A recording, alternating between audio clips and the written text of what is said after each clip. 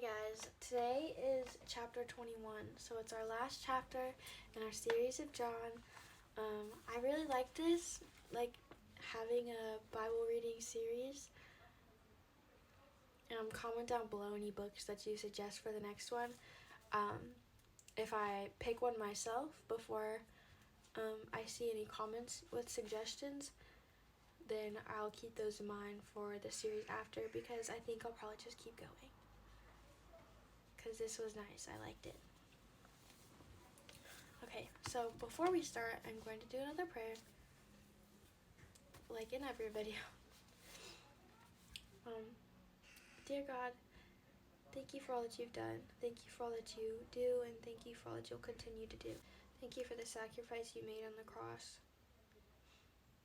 Thank you for enduring so much when all we have to do is believe and be baptized, Father.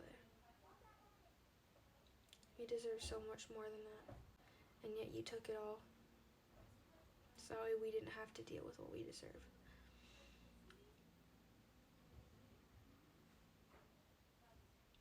Please give us eyes to see, ears to hear, and hearts to receive today as we read your word. In Jesus' name, amen. Okay. Jesus and the miraculous catch of fish. Afterward, Jesus appeared again to his disciples by the Sea of Galilee. It happened this way. Simon Peter, Thomas, also known as Didymus, Nathanael from Cana, sons of Zebedee, and 2 other disciples were together. I'm going to fish, Simon Peter told them, and they said, "We'll go with you." So they went out and got into the boat. But that night they caught nothing. Early in the morning, Jesus stood on the shore, but the disciples did not realize that it was Jesus. He called out to them, "Friends, haven't you any fish?" "No," they answered. He said, "Throw your net on the right side of the boat, and you'll find some." When they did, they were unable to haul the net in because of the large number of fish. Then the disciple whom Jesus loved said to Peter, "It is the Lord."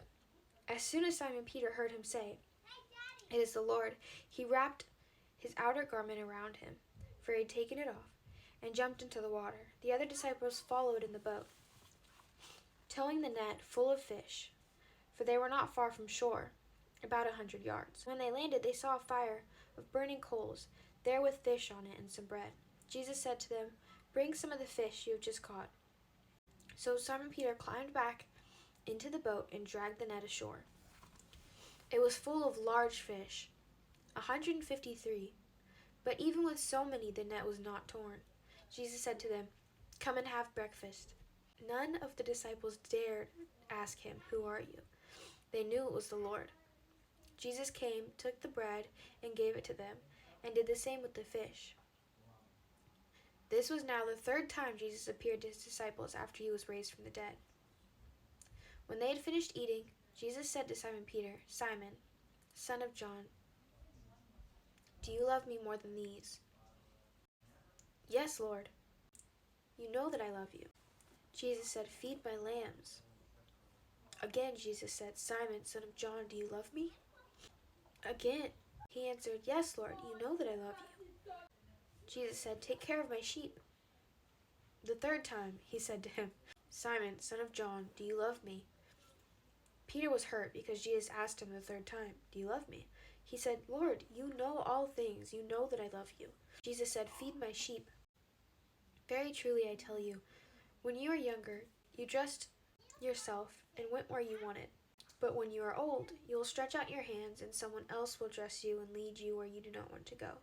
Jesus said this to indicate the kind of death by which Peter would glorify God. Then he said to him, "Follow me." Peter turned and saw the disciple whom Jesus loved was following them.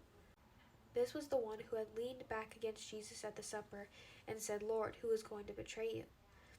When Peter saw him, he asked, "Lord, what about him?" Jesus answered, "If I want him to remain alive until I return, what is that to you? You must follow me." Because of this, the rumor spread among the believers that this disciple would not die. But Jesus did not say that he would not die. He only said, "If I want him to remain alive until I return, what is that to you?" This is the disciple who testifies to these things and who wrote them down. We know that his testimony is true. Jesus did many other things as well. If every one of them were written down, I suppose not even the whole world would have enough room for the books that would be written.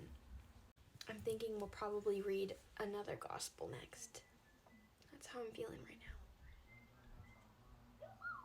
Jesus loves you. I love you. Bye.